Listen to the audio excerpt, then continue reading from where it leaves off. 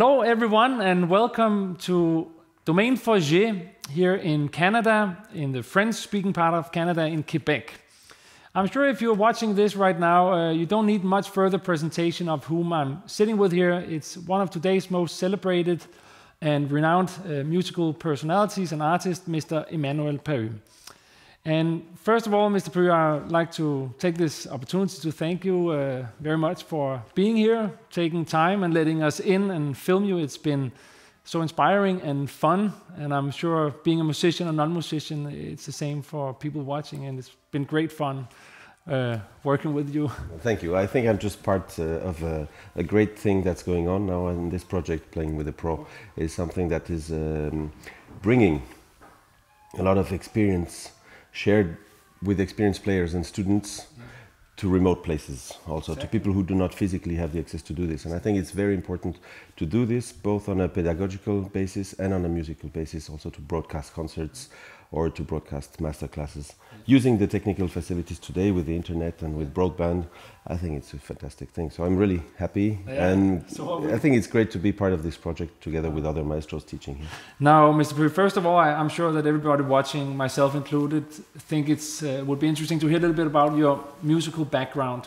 Why did you start to play the flute? If there's a why, and when, and how did the whole thing start? The whole thing started when I was 5 years old, in 1975. My parents and I and my little brother moved to Rome, Italy, from Madrid. There we get in a house where one floor up there was a musical family. So that was our first encounter with music, basically. And in this family there were 4 children. One was playing the piano, one was playing the cello, one was playing the flute, one was playing the violin. And both parents were musical too, but no longer active. And this is how I heard all these melodies, all these instruments, these sounds. My brother did so, and I picked the flute, he picked the violin, and we went upstairs to get our first lessons. Now it turned out that these people were also from French and Swiss origin, like we are, both citizenships like we had, and that the father of the family was also a flute player and had studied together with Aurèle Nicolet as a child, both in Zurich with André Jaunet, who founded basically the Swiss flute school in a certain way, and with Marcel Moïse then later in Paris. So this was basically an encounter with people who were at the root of a great tradition of flute playing. I was not aware of this. I only got to realize this much later, when actually Nicolet was my last teacher, who brought me at the age of 22 to win the Geneva competition and to get the job at the Berlin Philharmonic, basically. So making me an adult musician. Sure. And that's where the loop just exactly started and ended the same teacher, actually. Yeah, so it was a casual encounter. It was just absolutely not planned. There was no will, and I think a very important thing also, it was not something that our parents said, you will play some music and picked an instrument for us, but it was really my brother and I. He picked the violin because he was the younger one, and the younger one in the other family was playing the violin. And I probably picked the flute because I was hearing the flute. The son in the family, there was the father was François Binet and the son was Philippe Binet, and he was practicing every day this Mozart concerto, pam pam pam pam the whole thing, because he was about to get his diploma from the Rome Conservatory, and therefore I was hearing this every day, and it was getting better and it was improving. So I heard that melody, I was singing it, and I asked my parents, what am I singing? What is this tune? What's that? And so then we asked this. I've been told it's Mozart Flute Concerto No. 1 in G major, Köchel 313, and I told my parents, okay, I want to play Mozart Flute Concerto No. 1 in G major, Köchel 313. So I did. 10 years later, I was on stage playing it with the National Belgian Orchestra after winning the National Belgian competition. And another 10 years later, at the age of 25, I was recording it and playing it with Claudio Abbado and the Berlin Philharmonic. So it went very fast. And 10 years later, was 5 years ago, it was actually the Mozart year, so everybody was playing only Mozart everywhere around the planet, and I decided to skip it and not to make my own contribution to Mozart, and rather to commission some new works. And this is when I started to play some new flute concertos, and there were a lot in 2006. There were 3 of them, And then since then, every year I've been playing and performing new flute pieces. Maybe one of them or some of them will stay in the literature, but sure. it's worthwhile trying, I think. Sure. But now you're summing it up briefly here, but at which stage did you know that I want to be a flute player, I want to make a living from being a musician? Well, I didn't know really about making a living, and I never had this idea in mind. No. I never had a plan for my career. I never said I want to be the principal flute player of the Berlin Philharmonic. I want to become a soloist. I just decided when I was a child, when I was 5 years old, I want to play this. Yeah. And since I'm quite stubborn and determined, I think it was for me a way of being independent. Maybe not in a tender age of 5 years old, but certainly later as a teenager when I was 15 and I had won this Belgian national competition, I realized that I was belonging to the more talented players in my generation, first on a local base, then on a national base, then on an international base. Right. This is what competitions are good for, is to check where you are compared to other people from the same generation. Sure. And the work, I was fortunate to have the good teachers also that were not pushing me too hard, but just letting me develop in a good and consistent way. So I was always ready when there was an opening to be prepared to that situation and mature enough to be able to cope with it. Sure. So having started very early, I still was studying in Paris when I was 17 to 19 after my A-level at school. And it was, I decided to become a professional, of course, before going to the Paris Conservatoire, otherwise my parents would have sent me to university or to make some decent studies. But yeah, my father being an engineer, I mean, there was an obvious different tradition or set of mind in the family. But at the age of 14, 15, I've decided, okay, this is what I'm going to do. And then my parents, reacting in their own way, they said, okay, but then you have to learn more about music. You have to learn about harmony, about counterpoint. So I got some lessons in this field, and I also took some kind of acting lessons also a little bit. It was not really acting; it was just more articulation and making sure that when you speak up, you can be understood. Basically, it was more this kind of training. It was preparation for acting, basically. But all of this together gives you a very nice and complete picture of music history. Oh, sure. You mentioned some teachers. You had a lot of teachers. Is there someone that you think have had a bigger influence or more important influence on you? And, it would be unfair.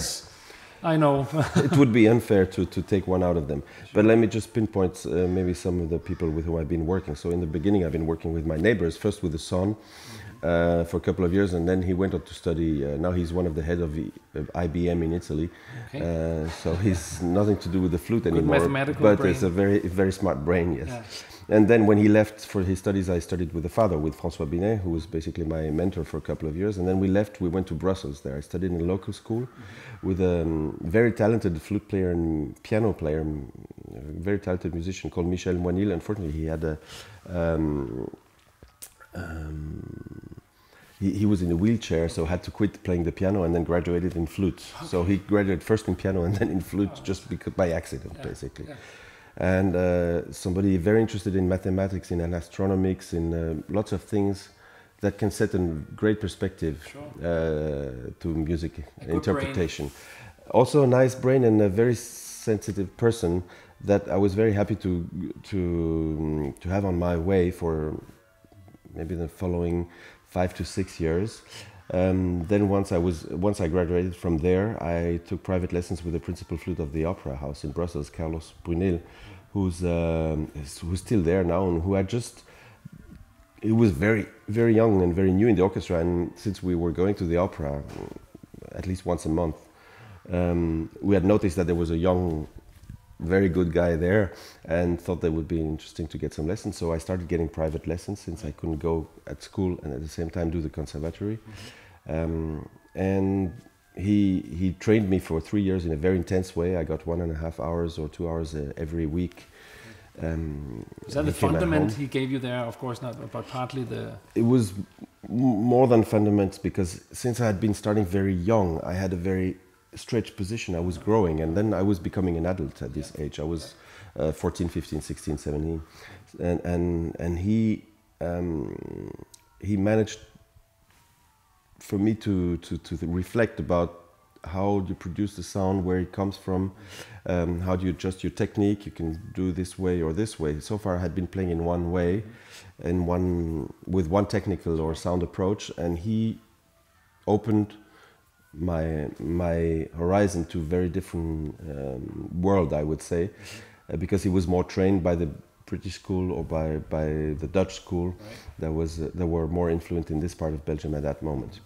So coming from the French school and then having insights from the interpretation of the French school by the Brits or by the Dutch was quite interesting for me and opening a lot. So therefore I got a very complementary knowledge of what I had so far, and I thought, okay, well, if that's how it is there, how is it in Germany, how is it in Italy, how is it in the US, how is it in Russia?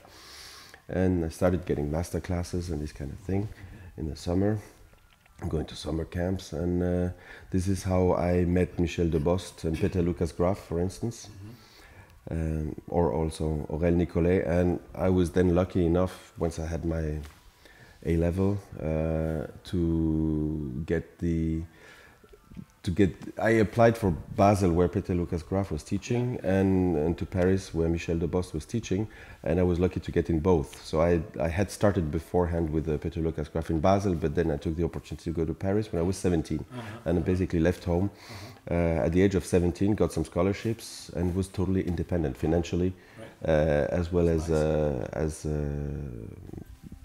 the life. Of course, my parents would help me. They were still living in Brussels. I was living in Paris, but at the age of 17, I was just totally independent. I had 2 scholarships, one from the school and another private one, which allowed me to pay for my rent, my food, and all that stuff. So I was really budgeting already and doing this kind of thing. And I was away from home. I was so happy about it. Not that I disliked home, but it was just a need for independence. And that was probably what pushed me also to play music, whereas my parents are non-musicians. And in Paris, I was very lucky because Michel de Bost being my main teacher, I still had the experience to work with people like Pierre Vartot and like Christian Lardet in chamber music and contemporary music, or the other way around, and learned a lot about the techniques of all these people. I met composers like Stockhausen, like Takemitsu, like Ferneyhough, for instance, Boulez. I also listened to Messiaen playing improvising on the organs. You know, it was for me, I was just breathing lots of music there, and this is where I started practicing for myself, sometimes for hours. I would go in a studio and just about sound projection, and I was reflecting a lot about sound because nobody was teaching me about sound, and nobody was. So I was practicing on other things that I thought were important, and this is where the Dutch school, the English school, the French school, and I was gradually trying to find the right sound for different things.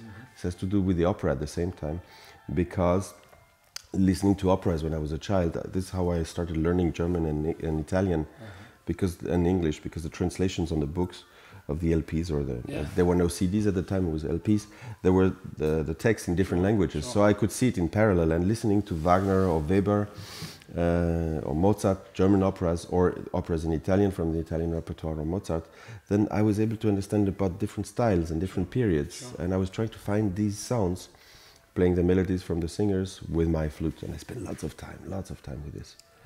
Funnily, it was something that's present in the French school. Marcel Moïse did books with tone development through, I don't remember what's the full name, but he uses a lot of opera arias in different keys, and therefore characterizing the sound in order to personify the various characters involved in the opera.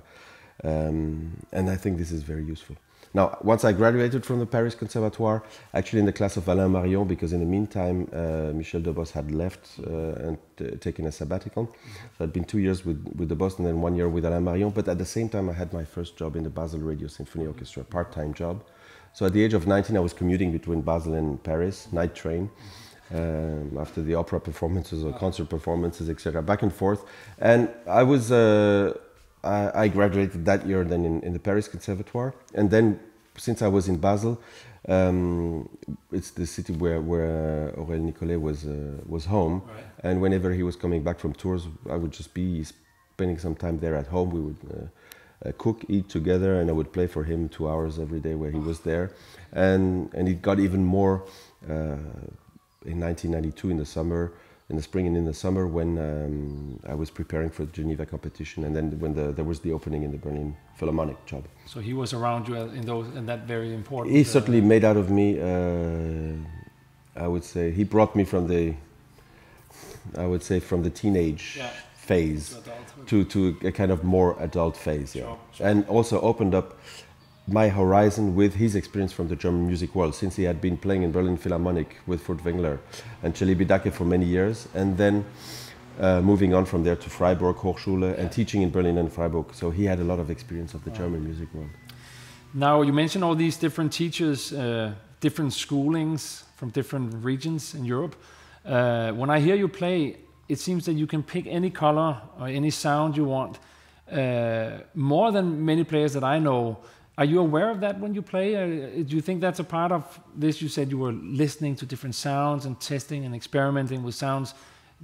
Of course, you might not consciously think about it while you're playing, but it seems that you have a huge range of colors in your playing. You think that can come back to all these teachers, how they It's funny you say so, because I personally feel myself as very limited. But this is why I still go on playing and trying to look for things that I didn't know it was possible before. On the other hand, I know what you're talking about, because I've been spending enough time looking for these things, and I know that many flute players did not. Each of them had their sound. Sure. You know, and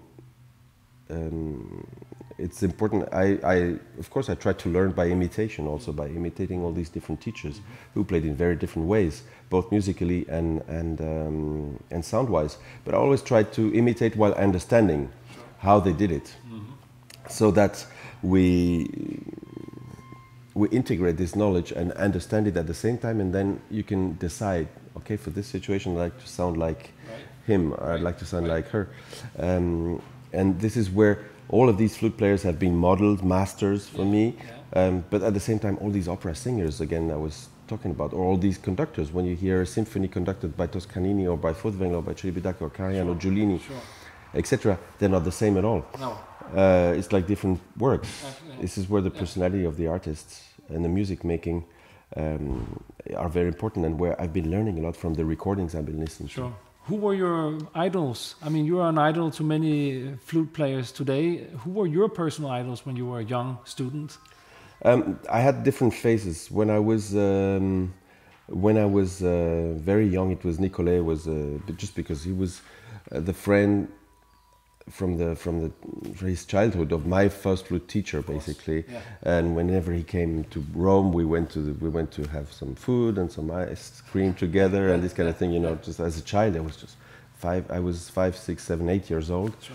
It was a fantastic experience. You know, I was meeting the guy who was on the records everywhere, and it was just unbelievable. This contact. Sure. He didn't know really. I didn't know, but it was just there, being part of it there. Not that Nicolet came so often, but I remember 2 or 3 of his concerts in Rome. Sure. Still remember them. Where he was putting on the program, it was only Bach and Telemann, and then he was putting some contemporary music in between together with Heinz Holliger on the oboe. No, that was not announced. It was just a surprise. Actually, it was also very successful in the contemporary music, but it's just a nice approach. And then, what was the question? No, I know. Your idols, who you were... Oh yeah, my idols. So it started with Nicolet being the reference and the idol. Sure. And then this was the 70s, so it was absolutely the time where James Galway came out. Sure. And started his solo career with massive promotion, and once he left the Berlin Philharmonic. So that was from 1976, 1977 onwards. Songs for Annie, The Man with the Golden Flute, and all these kind of things. And actually, when he did the Prokofiev Sonata with Martha Argerich, and then the Reinecke Concerto and the Four Seasons, I was really in love with all these recordings, and really I tried to play everything like Jimmy, and he was absolutely, for me, he was absolutely the one that was pushing the flute playing in a world that so far nobody knew about. Sure. And at the same time, I discovered that there was another perspective. There was another guy who was all around the world. And there were only these 3 people touring all around the world on the flute that had international careers. And the third one was, of course, Jean-Pierre Rampal. And because of where I came from, where I was, and how the world was, I didn't come so much across his path or his way until later when I was in Brussels, and then it was also the time where his suites by Claude Bolling and all these, which was one of the first crossovers, also came out, and his Bach sonatas with Trevor Pinnock, and all of these recordings were setting reference after reference also in terms of his association with Isaac Stern and Rostropovich also, and with he was one of the top artists worldwide, great masters, just like Jesse Norman or like Pavarotti, but so all 3 musicians, Nicolai, Galway, Rampal, have been one after the other, depending on my age and my hormones in that moment, have been my idols. But at the same time, I was really in love with Furtwängler, with Maria Callas. These were my references. I liked somehow some of the Horowitz and some of the Rubinstein stuff also, but it was very much less, I would say, in a much lower level than the Callas and the Furtwängler thing. Now I would like to come back to when you came back in, I think as the youngest solo player in Berlin Philharmonic, 22 years old, is that right? Yeah, well, I have to correct this information, because actually youngest ever solo player in the orchestra was Andreas Blau, who is my colleague now, who started in the orchestra in 1970, just 1 year before James Galway came. He started on the second flute and then on the first flute a year later. At the very tender age of 18, he was recruited in the orchestra. And now we just recruited the principal clarinet, who's 21 right now, and who's coming from Austria, from Vienna. So we have 2 Austrian principal clarinets now in Berlin, and it's fantastic to see great musicians. We always think it's better to hire them when they're young and they have a lot to say and they're burning for music, and it's a fantastic environment where we can all contribute and they can find their place growing in this orchestra, rather than get pre-formatted people that have limited views, basically. And this is how I entered also the Berlin Philharmonic. I was 22 in the age of the audition and 23 when I entered, and I was the youngest member at that moment. So that's the true thing about it. I was not the youngest principal ever. No. That's not true. So I was the youngest member for 2 months. Then came another guy who was 2 days 2 days younger than I was. I was born on the 27th of January, and he's born on the 29th of January. But how was that to come into such a respected, world-famous orchestra? It must have been a big eye-opener, a big pressure, or inspiring. How was your experience?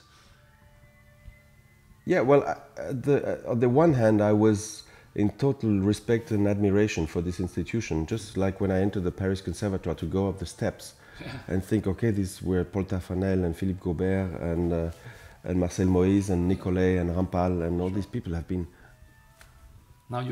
been little boys entering these places, or have been later teaching there, and now I'm part of the many students who enter this building, and let's see how we get out of here.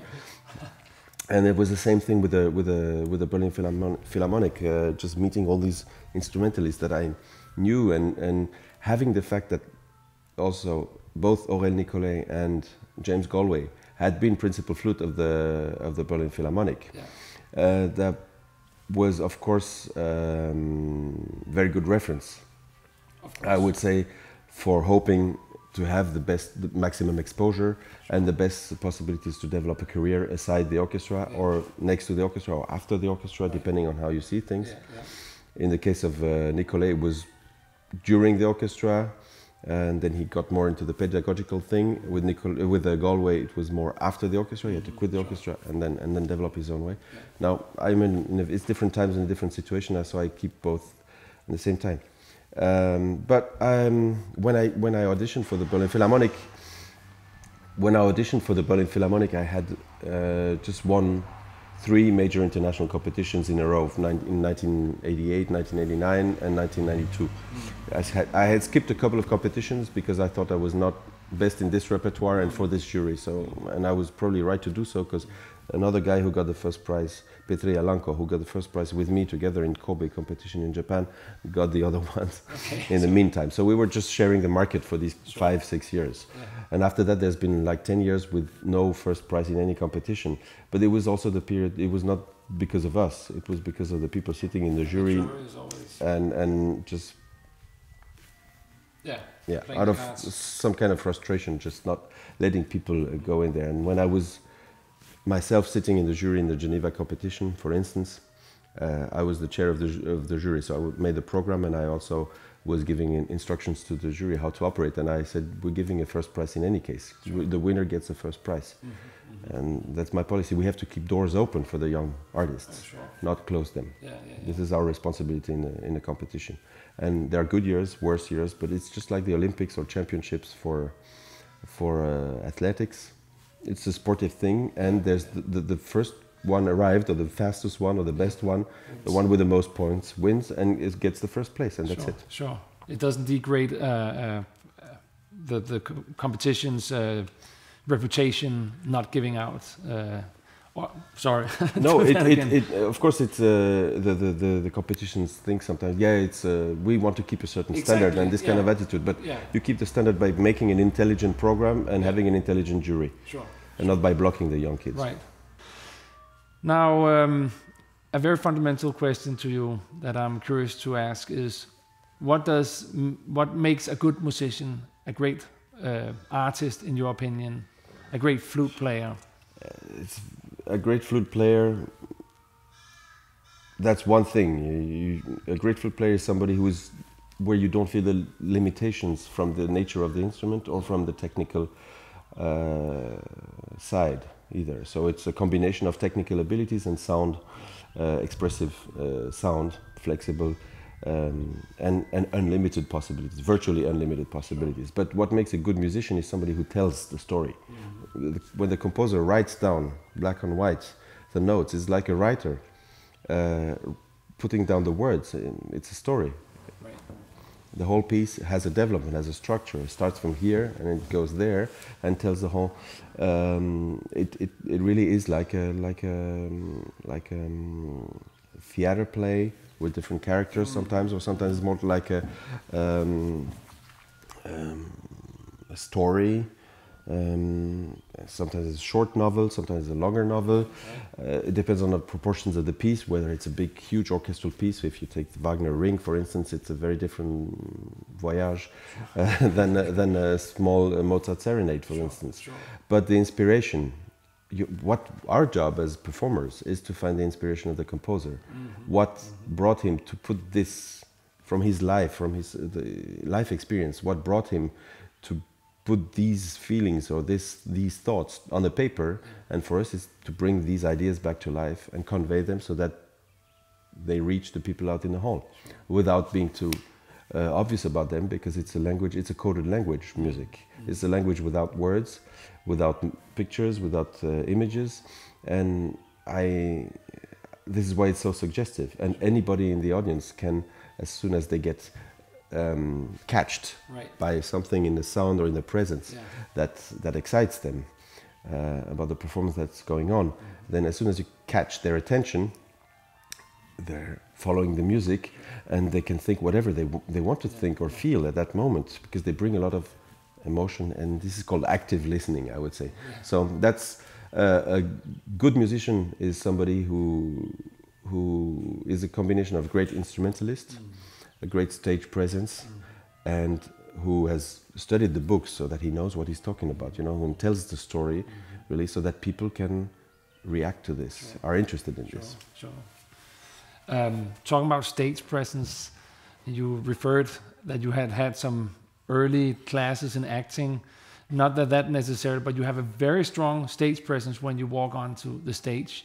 And other people can come in and be pale and have no presence at all. Is this something you're aware of? Is this something that you are conscious about? I've seen people just showing, and famous people, conductors or soloists, just showing up on stage, and you think they're just, oh my God, this is never going to work. They're just like students who do this for the first time and have no idea where they are. They don't focus the attention. They don't grab the attention from the hall. Right. And actually, when you're the conductor, when you're the soloist of a concerto, you're the boss. Yeah. You're in charge of the entertainment, in a way, in the best meaning of the word.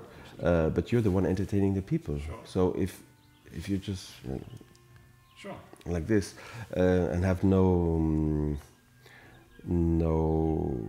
shining in a way, no glow. You have to be burning for what you're doing, and your body, your whole body has to be burning. At the same time, you have to be very controlled, and by a certain structured work, you have to reach a point where it's just you're getting so close or into the truth that it's no longer you playing, it's just yourself. Playing on you, basically. But this doesn't happen every time, and this is where there are some magical concerts and some other very good concerts, or some other terrible concerts. The range is very wide, but there's no little small concert. All concerts are important. There's always somebody out there for whom it's important. And it should be important for you. Now the acting part of it, actually, it was my parents. They thought, okay, if you're going on stage, if you want to become a musician, you have to know how to behave on stage, basically. And this is why I first got these kind of lessons. And then when I went to the Paris Conservatoire, they gave me a book, which is the Stanislavski school, and is one of the bases of the actor studio methods. And he just asked some of his students. I remember in one of the episodes, he just said, "Okay, today we are stones. We are stones." So all the 12 students from the class just sat there on stage in different positions. They had some time to find their own position, and they would have to have this expression of stones, and just be there and imagine that the whole thing is a landscape with stones. And this was for me a revelation of what to do or what not to do. Sometimes just wait and let people come to you and expect something that comes from you. Draw the attention in this way. And give a certain energy, and actually take a lot of the energy that's in the walls from the people listening. They have an expectation. You know, I appreciate a lot of people showing up to a concert. Nobody obliges them to do. They're all on our side. We're on the same side. We want to have a great enjoyment. So there's no need to be worried about this. The only worry that we can have is a self-reflective feeling of not being at the level of the expectation, or being disappointing, or making a fool of oneself, you know. But this is fear of oneself. This is not, and it's not what we want to show to the other people. We have to get rid of this. We have to learn how to get rid of this. And then when we appear, we have to give our best, just simply, truly, in the most touching way, by using all that energy and basically focusing it through this tube that we call flute, in my case. Now you mentioned that there are so many performances you play. I don't know how many concerts a year. Many, I suppose. Over all these years of concerts, are there any specific moments that are stronger in your memory as others? Are some musical highlights, artistic highlights that you remember? Yeah, well, I've been kind of since I joined the Berlin Philharmonic. I had already some other. I had about 30 to 40 gradually powering up solo concerts, solo appearances outside of the orchestra at that time. And since I'm in Berlin, I have about 70 concerts per year with the Philharmonic, or 75. And I have about 80 to 85 solo or chamber music performances every year, plus the recordings, etc. So all of this is just, it's a very intense activity, and it's been now 20 years of about 150 concerts every year. So that's 3,000 concerts, if I'm not. And of course there are many good moments there, but it would be one track minded to say, to pinpoint this one or this other one or this one. There are regularly some highlights, and also the great thing about European orchestras having double principal position, alternating principal positions, is that I'm playing half of the season in Berlin, which gives me half of the year to do my own musical experience and my own musical experience. So I can play in an orchestra at the best. I can play in solo projects that I can choose, that I can pick, and I can play also chamber music with the people I like to play. And this is I feel very privileged and very happy and very lucky to be in this musical world. All of that is my musical world, and it's limited. or not, depends how you see it. There's some other people who are even more free because they don't want to depend on one or the other institution. But actually I feel very free this way because I always have a window or a door open on a different approach of this musical world, and also by dealing with Baroque musicians, with ethnic musics, with classical, romantic, late romantic, 20th century and contemporary music, and jazz, experimental electronics, orchestra, and all of this in orchestra and chamber music and solo setups. That's very enriching. I mean, that's about 30 setups which I can quote instantly, in which I can appear instantly today or tomorrow, and it's my job mentally to be able to switch from one or the other. And that's more of the virtuosity that is required for this kind of life, apart from the fact that you have to be in good physical condition and have a good health. Yes. But the orchestra job, I'm thinking, does that maintain a certain discipline for you when you can go out and you can play big concertos and then do all kind of crazy, wonderful artistic things, and coming back into a little more tight framework in the orchestra of, have a conductor that dun dun dun. Do you see it this way, or do you? I never experienced playing in the orchestra this way. First, because I've always had it's a part-time thing for me. So I've never been seeing it as the thing that I have to do, and I don't see my role as a performing under the under the instructions of the guy in the front. Of course, we all have to play together, but it's up to me also to play in the end. A conductor can conduct, but we're actually playing, and sometimes you have to accept the fact that it's going in a direction that's not necessarily the one that you would go for, but still you have to stand up for it, and you have to make it sound the best and make it convincing. And this is something that is phenomenal in the Berlin Philharmonic, is this just physical and musical commitment of all the musicians in order to go in this direction and to serve the music as its best. And I can quote really highlights of very emotional moments. This year I was playing Mozart Concerto with Paavo Järvi and the Frankfurt Radio Orchestra, and had really great moments. His sister is a flute player, Marika Järvi. So he knows a lot about the flute literature and about all these pieces, and there's a sensibility and sensitivity there that is just fantastic. I also playing Bach sonatas with Trevor Pinnock and Jonathan Manson on tour has been a revealing experience, how you can mature your interpretation on this in these pieces, and how endless the possibilities are in the complexity behind the beauty of all these works by Bach, the complexity of this music. At the same time, also linking this Bach to another Bach. We did Matthew Passion with the Berlin Philharmonic with Simon Rattle and a great cast of singers. Mark Padmore was the evangelist, and it was fantastic. And the whole thing was kind of staged or ritualized by Peter Sellers. Peter Sellers. And you would not imagine this as a nice combination, particularly in the Salzburg Easter Festival, which is very up-class festival. And then we did it also in the Philharmonie in Berlin, and it was a fantastic experience, because the whole spirit of working with somebody like Peter Sellers was linking the choruses to the choirs, to the singers, to the orchestra, to the conductor, and everybody was serving the music in the same purpose, because there's a meaning to the text, there's a meaning to the music, and it's a very intelligent and smart and truly human and sensitive approach to music.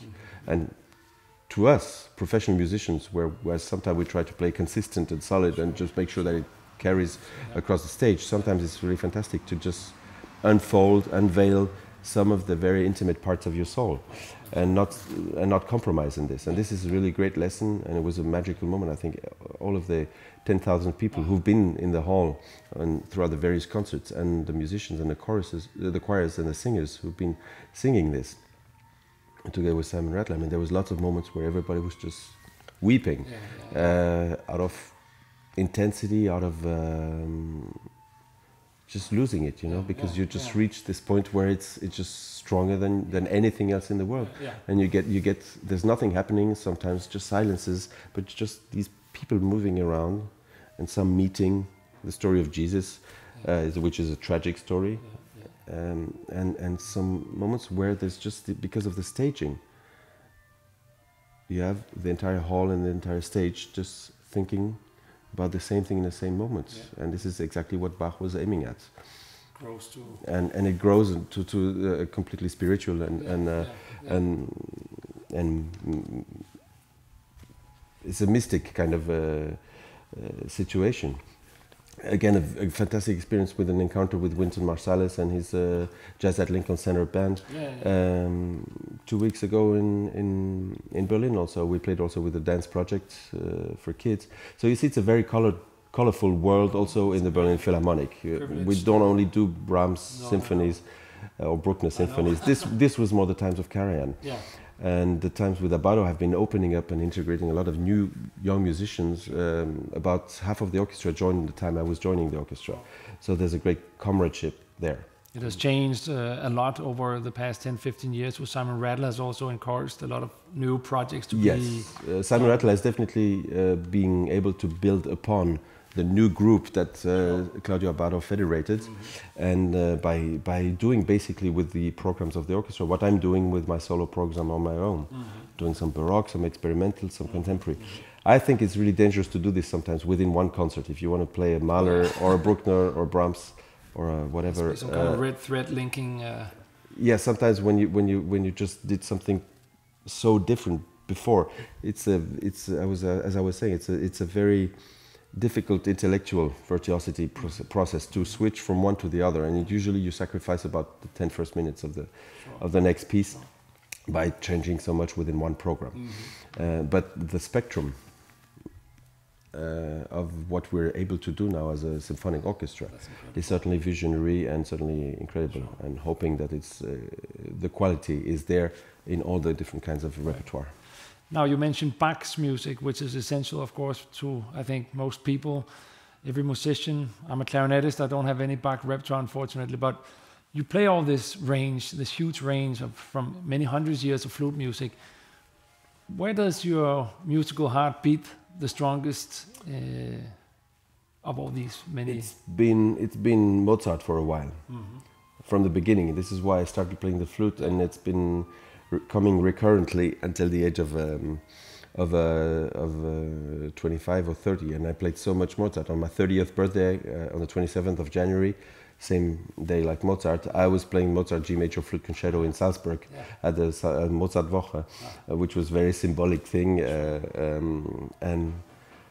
But now, since I reached an age that Mozart never reached, I biologically took my distance from it somehow.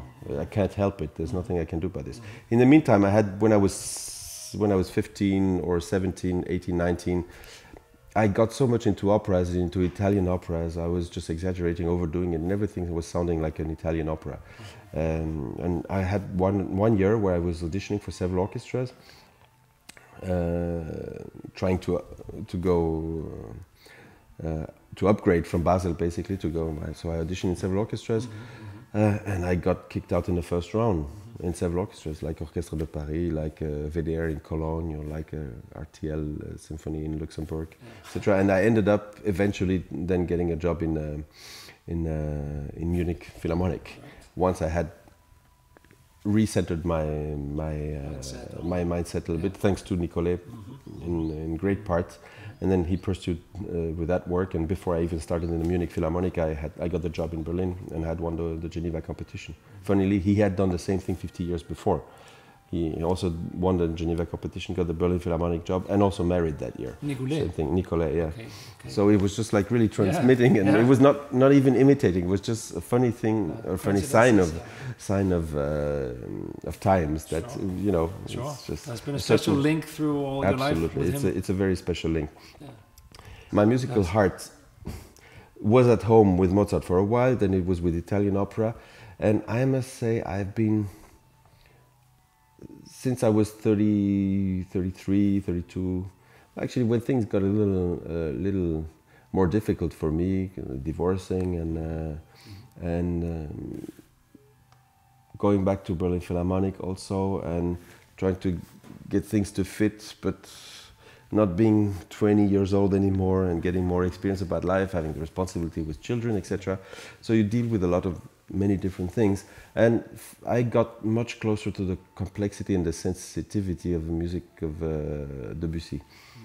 And this has been growing on me, both the chamber music and solo pieces, that we played, but also luckily, and for some reason, we played Péléas and Mélisande, the opera, and we recorded also some of that with the orchestra. We did a great Debussy album, both with Claudio Abbado in 2001 or 2, and then with Rattle in 2005 or 6.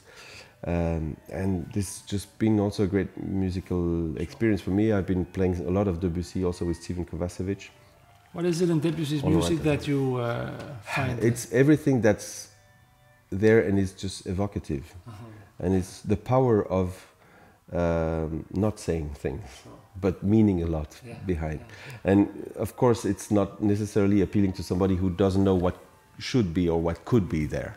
And this is where it's probably not an immediate pleasure for people where music needs to be a little more concrete, rhythmical, a little more on the spot. Sure, it's more abstract somehow. And but the power of evocation. Whereas in a Wagner opera, when he says "Ich liebe dich," it would be the entire world is just like is just take 15 minutes. It's going to take at least 15 minutes, but it's going to be waves of the most powerful sea and all these horses and Brunhilde or whatever, you know, this kind of, or Tristan and Isolde in another way. And take the moment where Péléas says to Mélisande, "Je t'aime," there's nothing except that you hear the strings are playing a chord that sounds like ashes glowing, you know, and this is just consuming, and he can't help it but say anything else than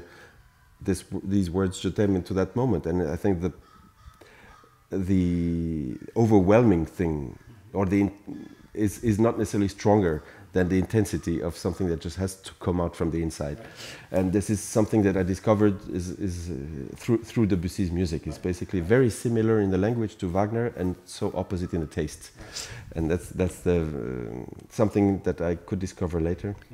And I think that composers like, unlike Bach or Mozart, who were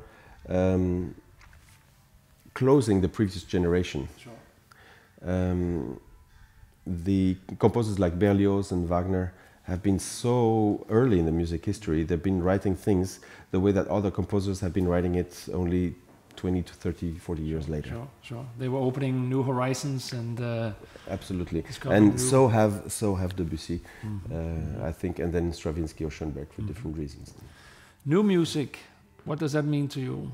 Which role does that play in your life? We heard you play a bit of Berio Sequenza yesterday.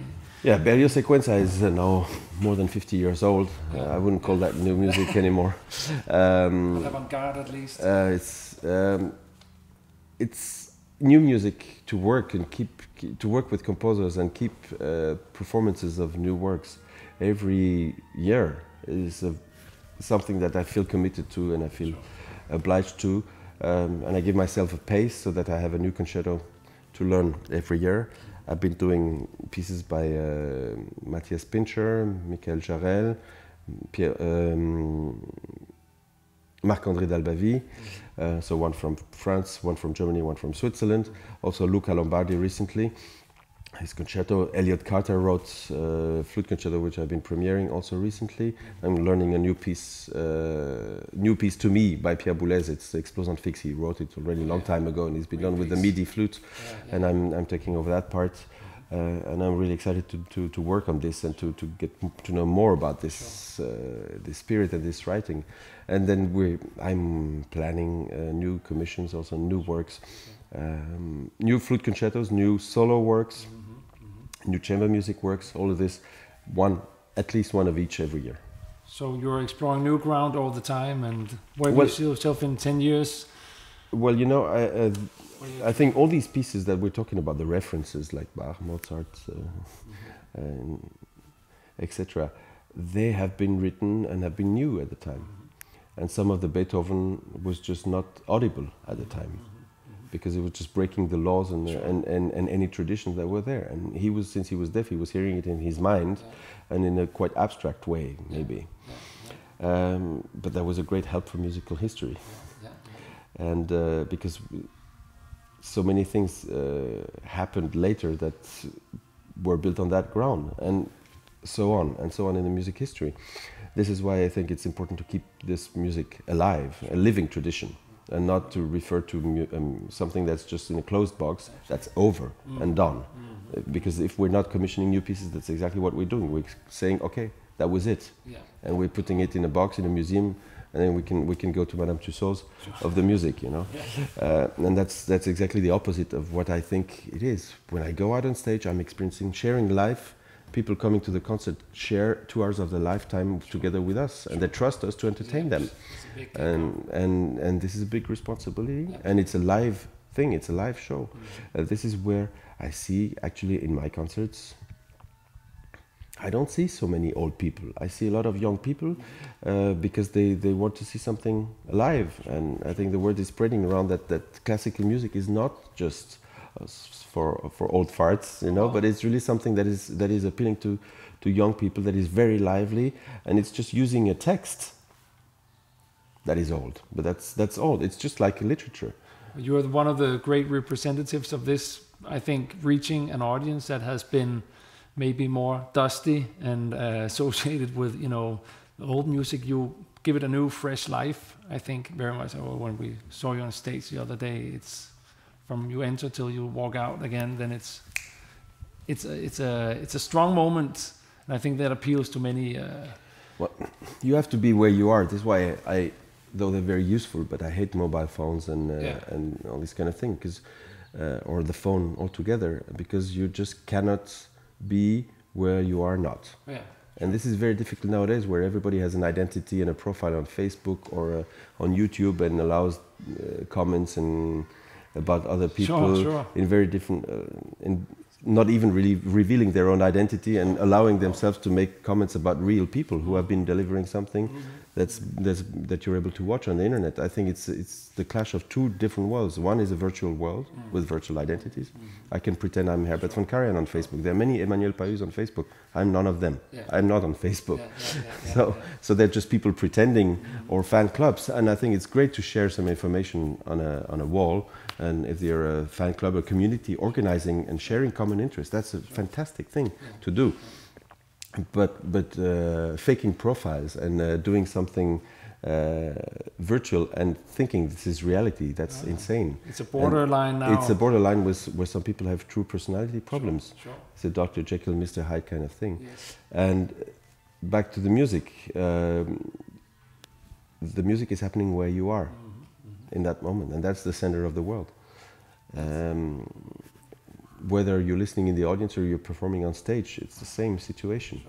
You're just part of it, and it better be the best possible experience and the best possible moment and the most intense. Absolutely. Now you're mentioning these different kind of schools: the Dutch, the French, many different kind of schools of playing the flute. Could you try to describe a little bit more in details how you think those different schools are characterized? Yes, well, the French flute school was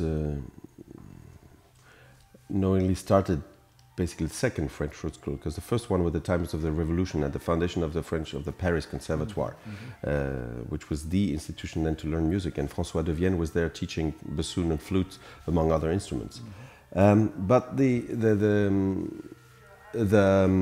main thing then about the French flute school was the fact that Theobald Böhm's invention of the Böhm system, which made out of the flute that was an old instrument. This is why composer was not writing for it anymore in the Romantic period, in the late Romantic, except for some salon music. The performers were writing their own arrangements for the instrument. But the flute was getting so complicated in the latest developments, like the Schubert variations, for instance, are written for complicated instruments that ended up never working, really, because they were too fragile and not ripe, and they were just wrong from the conception, their inception. And this is why Theobald Böhm had this genius idea of changing this and making an instrument that's simpler and that's well thought of, both acoustically and mechanically. And this project has, for some reason, not been adopted in his native Germany, which was not yet Germany at the time, but there was at least Bavaria and Prussia didn't take it. And he presented this in a Paris exhibition and got a prize there, and got adopted instantly by French flute makers, because they were such adepts of new technologies. at the time, and it was a really great times. You know, it was the times in France where Jules Verne was writing visionary things that let all people, all children and adults of the entire planet still dream nowadays. Yeah, going to the moon, going to a submarine and around the world, etc., etc. All these things were just so visionary in the time, but they're actually, and the French were so interested in technology at that time. It was a generation that led to the Concorde and the TGV back in the 60s and 70s. So at the same time, the manufacturers were interested, developed lots of skills, the famous Louis Lotte and Bonneville flutes, for instance, and then the Quenon also. All these were also favored by one or the other performer. Taffanel was Louis Lotte, and then later Moïse was on Quenon, for instance. And these players also were composing, working with composers, were conducting, like Taffanel and Gaubert himself were at the same time teacher in the Paris Conservatoire, principal flute in the opera, and also became later conductor, assistant conductor, and principal conductor of the opera. So they were really, fortunately for us, flute players, important musicians at the time. And this is how the whole thing started, and this is the story about French flute school. So it's made out of very different people who, out of a kind of dynamic that happened historically in that place at that moment, started playing the flute. And you have very different schools, sound-wise or phrasing-wise, whether you are referring to the Taffanel, Gaubert, Moïse school, well, Moïse being a little further apart. I will explain why later. And on the other side, you had the Rampal school from Marseille, with lots of people like Maxence Larieux and Alain Marion also coming from this area in the later generation. And the father Rampal was also flutist himself. The guy François Borne, who did the arrangement on Carmen Fantasy, was also from Marseille. So there was also a tradition coming from there and was growing in parallel at the same time. And there was also the Gaston Crunel, Michel de Bost kind of school, which was a very different school. But all of these met in the Paris Conservatoire, where there were several classes for flute. And then Marcel Moïse left during the war years and emigrated to America, then came back again to France later, and then emigrated again and founded an international French school, I would say. That's been referred to in various interpretations. We have some interpretation of his disciples here on this continent in North America, where we are right now. And there are people like Geoffrey Gilbert, Trevor Y, William Bennett in England, who all have been trained by the Moïse school directly from Marcel Moïse, but the development has been very different to the one in France, for instance. But what characterizes this? Is it a sound concept? Is it a technical? Could you put some? What characterizes the French flute school are the fact that it was the first school where you had what you had for other instruments like violin and piano. You had scales, arpeggios, exercises that were just kind of torture, but a very well-disciplined training that you need in order to achieve a certain level, technical level, that allows you to face situations in the music that then are mastered because they're not a problem anymore, since you've been dealing with them in exercise. So all these daily exercise scales and arpeggios in different keys, etc., are the privilege of the French flute school. So it's more structured. Yes, there have been then new methods that we are still using nowadays, and even those books that are written and published nowadays are still based upon what Henri Altès has been writing, about what Taffanel and Gaubert and Moïse have been writing. All of this. So that's the technical aspect of the French flute school, also related to the French language, with this articulation, possibility of articulation. What the French school didn't have was a sound concept. It never had and will never have. Because that's not interesting for the French. What is interesting for the French is the individuality and the various personalities making this. So at least it requires actually that each flute player sound in a different way. I think that's very, very important as part of the spirit. What the British did with the Moïse school is also use these technical things, etc., but went much more down the road of these exercises that he did for the tone development, using operatic arias and using studies for the sound and for the sound tone development. So everything is played with a lot of intensity and a very strong and powerful and determined sound. So this is a different aspect where the English I would say, flute school based on the Moïse and on the original French flute school. It's like the Old Testament and the New Testament, and various interpretations somehow. And where do you see it go all now? Is it well, at the same time, you had in Germany a very different tradition. Gustav Mahler was in the early 20th century was still saying, "I don't like the metal flute." So they had wooden instruments with bone mechanics, so that they would sound loud enough, as opposed to the previous instrument that was just not loud, and still have that wooden thing. When I worked with Hanno Kuhn in orchestra, sometimes I tried wooden instruments in the rehearsals, and then play then on my gold flute, and he was saying, "I don't know if I see it or if I hear it, but this is what I think, etc." And in the end, I always ended up playing, and I play everything on my golden flute, whether it's Bach or jazz or contemporary, orchestra, solo, whatever, because I think the flexibility has to be in your mind, and the instrument is not going to make you a different musician. Sure. Is that why you don't play on your own flute in the class? You only pick the student's flute? Well, what I do in the class, of course, people want to hear my sound, the way I play, etc. But I also want to show to the students. First, I can face the problems that they do face with the material they're working on with their instruments. So it may help me understand what issues they are facing and what is possible, what is not possible on their instruments. And at the same time, it allows them to hear how you can also sound on their instrument, what you can do on their instrument, where the limitations are. And as we notice every time, we never sound like the instrument; we sound like the player. Yeah, 100%. So it's structural. It has to do the sound and the intonation, and all these things are made by the player. It's not the instrument to put the blame on. It's just the way you operate it that is either relevant or accurate or not, and not centered, not in tune, basically. Just a few words about also German school. So the German-Austrian tradition was defending a symphonic repertoire where the winds were actually, for a while, they were not playing with a heavy, nice, broad sound that we hear in the Karajan recordings. This was a very new thing that was brought by Nicolet with a vibrant expression in the post-war years, with people like Karl Leister in the clarinet with a broad sound, which was a very different sound to what was the sound of German clarinet before. And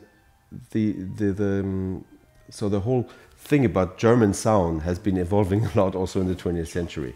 The whole concept of sound is anyway nowadays in Germany much more important than anything else, than articulation or virtuosity with the fingers. And this opposes it in a way to the French school, I would say. The Dutch have a very different sensibility there, and because of the people like Franz Wester and Franz Bruggen, for instance, they have been, flute-wise at least, favoring a much more flexible way to work around any kind of style in music, because they were also pioneers in the I would say authentic approach to Baroque and classical and romantic pieces. So there's also their very different tradition. But all of these schools are not made to make everybody sound the same. They're just allowing the people coming from these places to develop in a certain way and find their own sound and way of expression. This is why actually I don't think everybody sounds the same. And what has been standardized is the manufacturing of the instruments. Most of them are made in China now. A few are still made in the USA, or a few are still made in Europe or in Japan. And we know which brands are made there. I remember when I was starting to play the flute, there were really major differences from one instrument maker to the other one. One was able to play loud, the other one was able to play soft. One was low, known for being a little low in the low range, and the other one was known for being sharp in the high range. And this was just a tradition of every flute maker. They had very different character and spirit. Now it's like cars have the average standard, the average notion of comfort. Have 20 airbags. Yes, has standardized, and same thing with the instruments, but it doesn't change the fact that there are still good drivers and bad drivers, and that some of the cars can stop in an emergency brake much quicker than other ones. So in terms of I think dynamic range nowadays, most of the flute makers have reached the same level of quality, but still some of them have, in terms of depth of sound or in possibilities, flexibility, some keeps door open and some other do not yet. Right. And this is where the players involved are decisive and are the one making actually truly the ones offering the variety. And I think we have from anywhere around the world very different players, and the schools are not standardizing the sound. No. Is that where you see the biggest difference from, let's say, 20 years ago, 25 years ago, when you were a student? Do you see a change or difference in terms of sound, in terms of technique? Or is it more or less the same? When I started playing the flute, I mean, there was all these living references, like Galway, Nicolet, and Rampal, and later Patrick Gallois also for a while. And there were some old teachers like Marcel Moïse, it was his last years, and there was André Jaunet who was following this path, and there were of course all the William Bennett, people like this. They were really playing at an amazing. All of them having amazing careers, big because it was a different world. Time. You know, there was no internet. There was not that many movie theaters. There were not them. There were television was new in Europe, so the need for entertainment, live entertainment, and for concerts was big. And there were just many concerts everywhere, and many opportunities for many people to play. Nowadays, everything is more streamlined. If you're not a global player, you're out of the business basically, and there's not many people who are able to travel all around the world, who can cope with it. It's a hard job, I guess. Also, it's in a way a hard job, and you need to be well prepared and have a lot of, I would say, items in your catalog, you know, in your background catalog, so that you can just play them instantly. When I have to play a Reinecke sonata, Schubert variations, Mozart concerto, Ibert, Nielsen, Cacciatorian, it has to go instantly. Sure. And this is 25 years of experience, and plus having learned all this repertoire in young years. This is where, even though I haven't been really going very fast when I was studying, having started at 6 years old, I had time to learn a lot of repertoire. So if you're a young flute player, what would your advice be to these youngsters in their student years? Well, I had the privilege of also listening this time at Domaine Forget to a 10 years old young flute player, and she played the Mozart concerto in a very talented way. And having started playing the flute at the age of 3, obviously, I don't know how that works, but I started at the age of 6, and I was already stretching a lot. But nowadays we have curved instrument that bring all of this closer to your body. But I see also everybody who's still in a tender and young age, so has I would say, because you can develop until the age of 22 to 25, depending on how you're made. Everything you learn until then is there for your entire life, and you're going to build upon this. So it's the time to learn as much literature as you can. Just go through all the Handel sonatas, Telemann sonatas, Bach sonatas, then move on, and just not try to make a definite interpretation, but just work them, learn how they work. Try to play them -1 or whatever with somebody else playing the piano in the family, or with your teacher, and then move on to Mozart, to Haydn, and to Carl Philipp Emanuel Bach and Vivaldi also. Then move on to Schubert, some of the romantic pieces like Reinecke, or like some of the Schumann pieces, but also at the same time open up and look at the Mozart operas. What are the flute solos in the symphonies, in the piano concertos, in the violin concertos, in the operas? What are the flute solos in the Bach cantatas, for instance? All of this is part of the same composing process. Sure. And it's very important for us to look at all of this. So my advice is to read as much music as you can, and read and repeat it, and develop and integrate the Berlioz sequences and Merle Noir by Messiaen, and any pieces that you hear as reference that people are asking for in competitions, for postgraduate and this kind of thing. Just read them, even if it's slowly, if it's maybe not the right tempo, but just try to approach this and understand. I think it's just to be confronted with as wide a horizon as possible in the musical world that's been written. That's great. And probably learned how to improvise also. Sure. I think this is something I miss, unfortunately, because in my training it was not there. I was going to the bars and to the piano bars and jazz clubs in Paris sometimes, regularly twice a week, I think, just to see what these guys were doing and what's this kind of tradition that's not written, and to understand. And I never really managed. And now by working with some jazz musicians, and I've been experiencing this a little bit, and it's really a fantastic feeling of composing. Composing and playing at the same time. It's a fascinating world. That will take at least 10-15 years to yeah, you have to grow into skin. this. You have to grow into this. You know, these kids are growing together, and they do this music together, and this is how it happens. And this is why I would suggest and to try to improvise and to learn about these things as quickly and as early as possible. Absolutely. Well, I hope that many new pieces will be written for you, and I hope I'll hear you many times again. It's been a very, very big pleasure to have a moment here talking to you about all these fantastic, inspiring things, music and art and so forth. Thank you so much for being here. Thank you. Yeah, thanks.